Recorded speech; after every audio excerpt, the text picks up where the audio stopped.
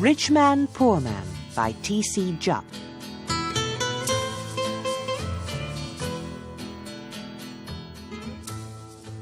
Chapter 1. A Letter for Adam. One day, a postman came to my village. The postman brought me a letter from my son, Saul. "Is your name Adam?" the postman asked. "Yes," I said. "I've got a letter for you." The postman read the envelope. "Adam of the village of Minta." "A letter for me? Who is it from?" I asked. The postman looked at the envelope again.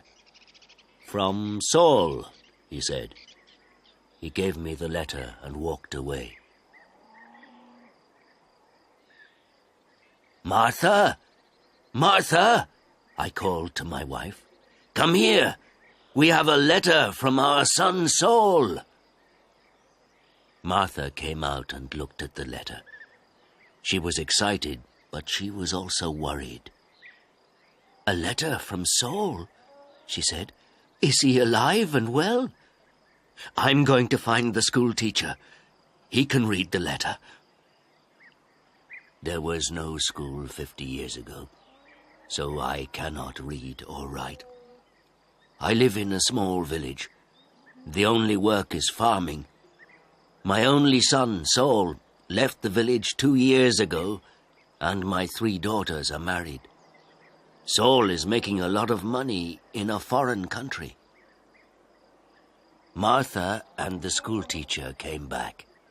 A lot of other people came. Everyone wanted to hear my letter. The school teacher opened the envelope and read the letter.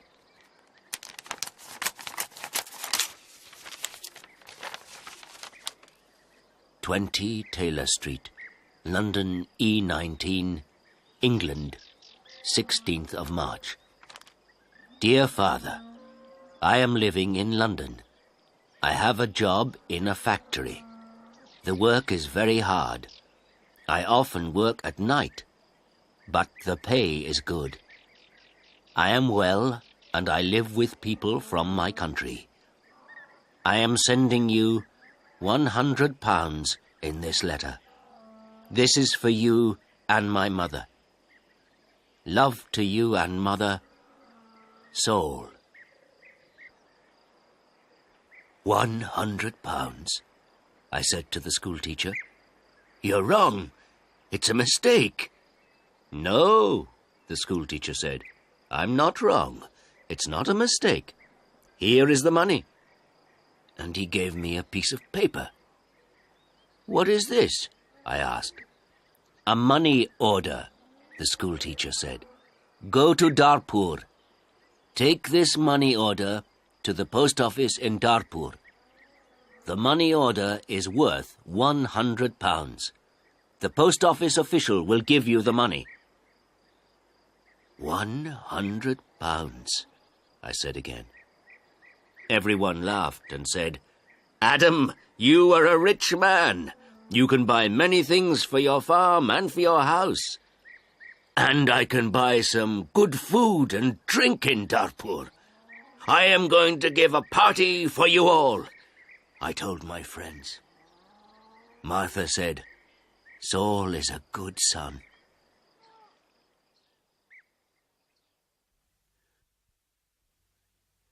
That evening, the village people talked about the money order and my money. Martha and I also talked about the money. We needed many things for the farm.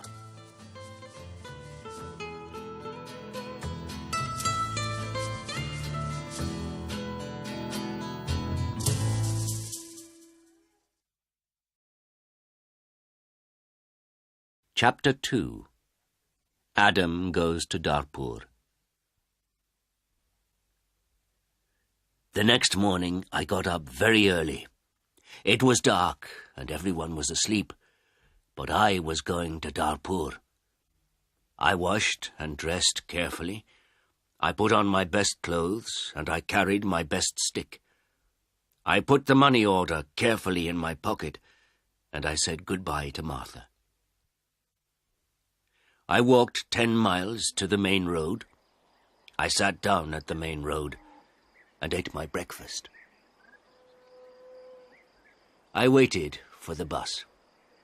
I waited for 2 hours. Then the bus came and I got on.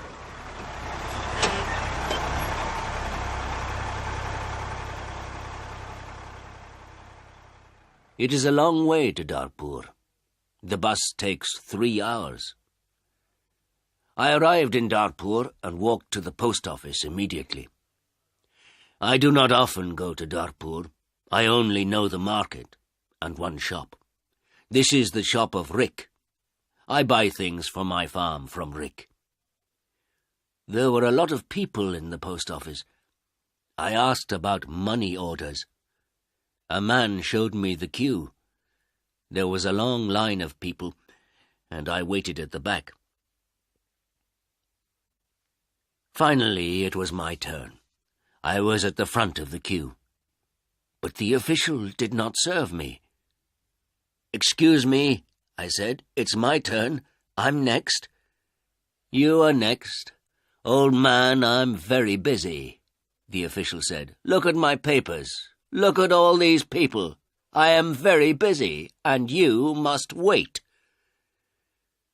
So I waited. Finally, the official looked at me. "What do you want?" he asked. I gave him my money order. "This is my money order for £100, I replied. The official held out his hand. "Identity card?" he said. "Excuse me? I don't understand," I replied. "Your identity card," the official said again. "Give me your identity card." "What is an identity card?" I asked. "I can't give you any money for this money order. First, I must see your identity card. Your identity card gives your name and your address. Your identity card describes you. There is a photograph of you in your identity card. I don't know you. Who are you?" The official was a little angry. But I was also angry. "Who am I?" I said. "Everyone knows me. I am Adam of the village of Minter. I haven't got an identity card, and I don't need an identity card." "Old man, I'm very busy and you're very stupid," the official said. "Who are you? Where is Minter?" "Give me my money. Give me my £100, I said.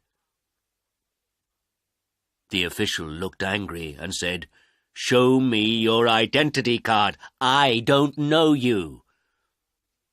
The official gave back my money order, and he turned away.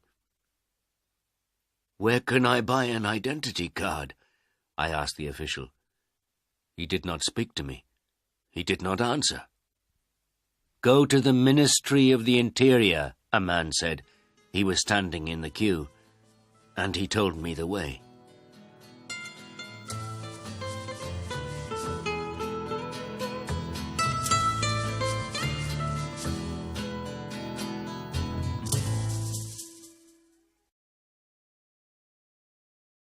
Chapter 3. An Identity Card. I walked to the Ministry of the Interior. I waited in another queue. I spoke to another official. I asked for an identity card. "Fill in this application form," the official said, "and bring the form and 3 photographs of yourself and £2. Come back tomorrow." "Tomorrow?" I said. "Can I have an identity card today, please? I live in Minter. I live 5 hours' journey from Darpur. I'm an old man." "Yes, come back tomorrow." And the official turned away. I walked away from the Ministry of the Interior. I walked to the market. At the market, I looked at everyone. I was looking for a man from my village, but I could not find a villager. So then I walked to the shop of Rick. I spoke to Rick. "I want an identity card," I told him, "but I need 3 photographs of myself." "I see you need some photographs." and he showed me the way to a photographer. I found the house. The photographer was asleep, but he came to me quickly. The man's clothes were dirty, and he looked tired. "I need an identity card," I said. "I want 3 photographs of myself." "Yes, you want 3 photographs of yourself," the photographer replied, "and I take very good photographs. Come and see my camera." We walked into his room. In the middle of the room was a large camera. "This is the best camera in Darpur. This camera is very, very good," the photographer said proudly. "I've never seen a camera," I said. "I don't know about cameras. Hurry up and take a photograph of me." "Please do not hurry me, old man," the photographer said. "I am an artist." And he gave me a mirror and a comb. "I don't want a mirror. I don't want a comb. Please take my photograph. I'm going to Minter this afternoon, and I'm in a hurry," I said. "Yes," he said, "but first the price. This is the best camera in Darpur, and I'm the best photographer. 3 photographs will cost you £2.50. £2.50? And I laughed. £2.50, and pay me now, please, the photographer answered. I did not know the price of photographs. What could I do? Then the photographer said, "You're an old man.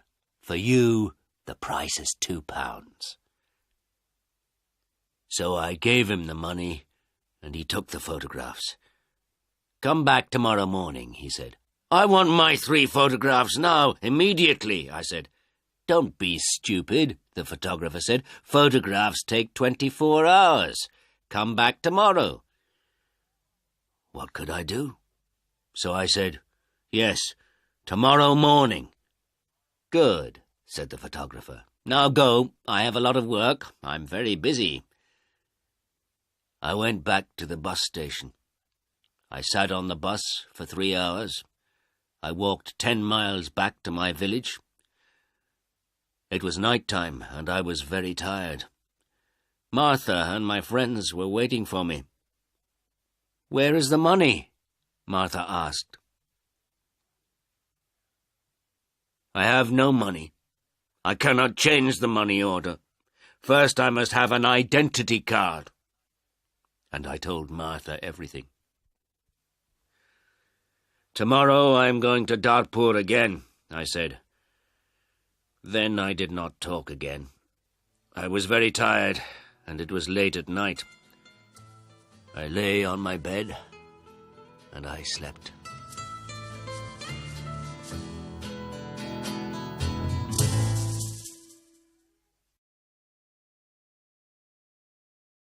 Chapter 4. No Photographs. I woke up late the next morning. The sun was already high.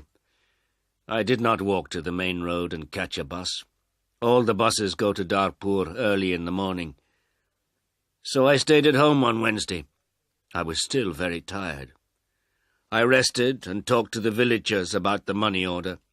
I told them about the identity card and the photographer. The school teacher said, "Yes, the official is correct. In a post office, you always show your identity card." The school teacher filled in my application form for an identity card. Application form for identity card. Name, Adam Jamai. Address, village of Minter. Age, 72 years. Place of birth, village of Minter. Occupation, farmer. Color of eyes, brown. On Thursday, I travelled to Darpur again. I walked to the main road, and I caught a bus. In Darpur, I walked to the house of the photographer. I knocked on the door of the house. No one came to the door. I knocked again loudly with my stick. A woman opened the door. "Who are you? What do you want?" she asked. "Can I have my photographs, please?" I said. "Your photographs? I have no photographs," the woman replied. "I came here on Tuesday. Where is the photographer?" I asked. "He's out. He's not here." And the woman closed the door. I shouted at her, "I'm waiting here for him." After a long time, the photographer came back. He looked tired, and he smelt of beer. "Give me my photographs," I said. "I have waited a long time for you." The photographer looked at me and said, "I don't know you, old man. What photographs are you talking about?" "My 3 photographs for my identity card. I paid you £2 for them on Tuesday. Give me my photographs immediately, or my money." "Your photographs? Your money? What are you talking about?" the photographer said. "Show me the paper. Show me the receipt for your money." "My receipt?" I asked. "Yes, where is your receipt?" the photographer asked. "You didn't give me a receipt," I shouted. "Give me my photographs or my money immediately." And I hit the photographer hard with my stick. I am old, but I am still strong. The photographer fell on the ground. He shouted, "Help! Help! This old man is killing me!" And I hit him hard again. Lots of people ran out of their houses. I hit the photographer again, and 2 men held me. I could not get away from the 2 men. The photographer was very angry, and I was very angry. Lots of people were shouting. Then a policeman came. The photographer shouted to the policeman, "This old man hit me 3 times with his stick. He's a thief and a murderer. He wants my money." The policeman held my arm and said, "Come with me to the police station." I did not say anything. We walked to the police station.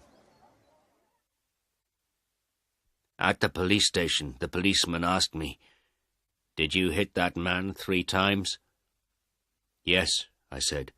"He didn't give me my photographs."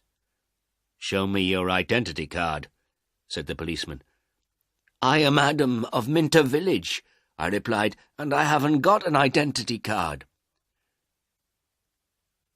"Old man," said the policeman, "go back to your village. Don't come here and fight. Keep out of Darpur." And he pushed me into the street. I went back to my village.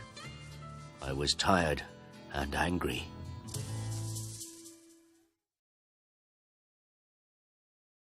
Chapter 5. Adam changes his money order. Next day I told my story to all the villagers. The villagers were angry. Martha was very unhappy. She said, "Saul is working very hard. He is sending money, and we can't have the money. What are we going to do?" I did not know. Then in the evening the schoolteacher came to my house again. "Adam, perhaps I can help you," the schoolteacher said. "Here is a letter to Mr. Sheth." "Mr. Sheth?" I said. "Who is he?" "He's an important man in Darpur, and he's a friend of my wife's cousin," replied the schoolteacher. "This letter is to Mr. Sheth. The letter is about your money order. Perhaps he can help you." I took the letter and thanked the schoolteacher. So I travelled to Darpur again on Saturday for the 3rd time. After a long time I found Mr. Sheth's house. The door was opened by a tall man. "Can I see Mr. Sheth?" I asked. "And who are you?" the tall man asked. "I have a letter for Mr. Sheth," I replied. "I see. Can I have the letter, please?" And the tall man held out his hand. "The letter is here," I said, and I took the letter out of my pocket. "But I must see Mr. Sheth." "Many people want to see Mr. Sheth," the tall man told me. "He is a very busy man and a very important man. Mr. Sheth is not here at the moment, but give me your letter and Mr. Sheth will read it later. I gave the tall man the letter. Then I waited. Later, a large black car came, and a man went into the house. A long time later, the tall man opened the door again. "Come in now, please, and follow me," he said. I followed the tall man. We went into a large room with fine carpets and big chairs.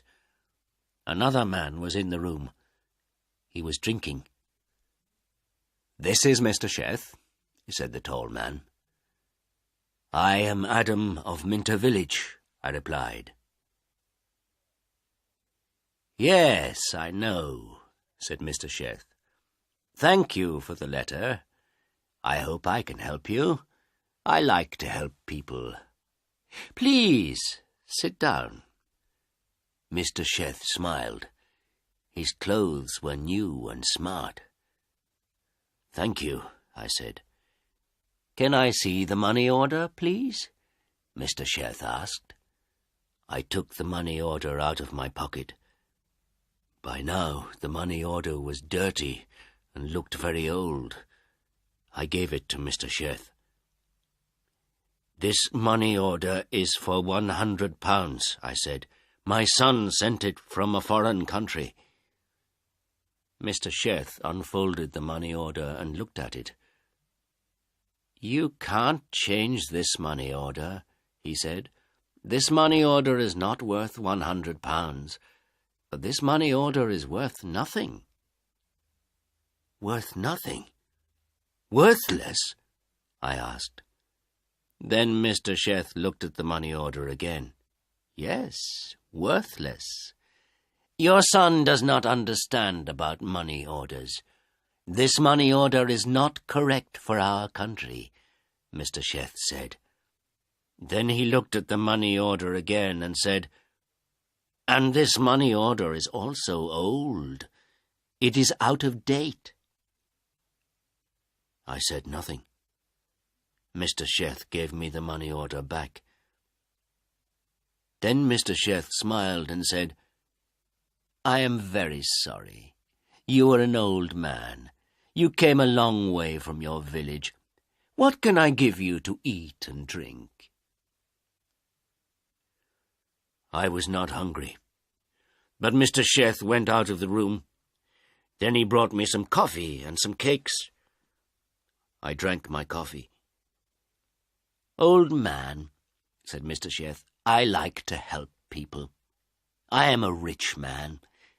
Give me your money order." I gave my money order to Mr. Sheth.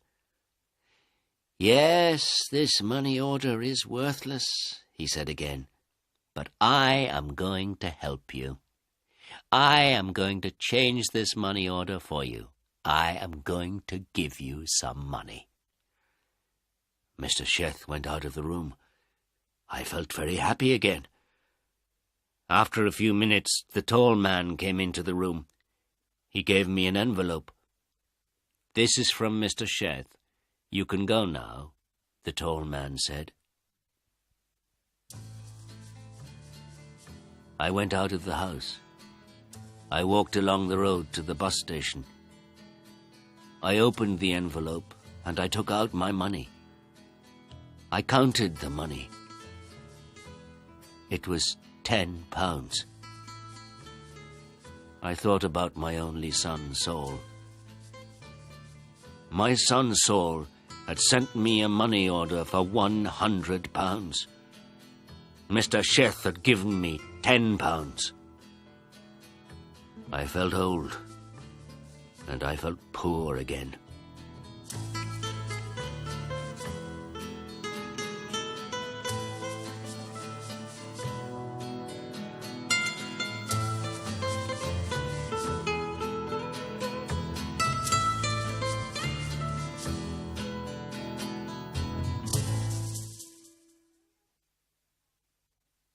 Rich Man, Poor Man was read by Sean Barrett and the recording produced by James Richardson at Studio AVP, London.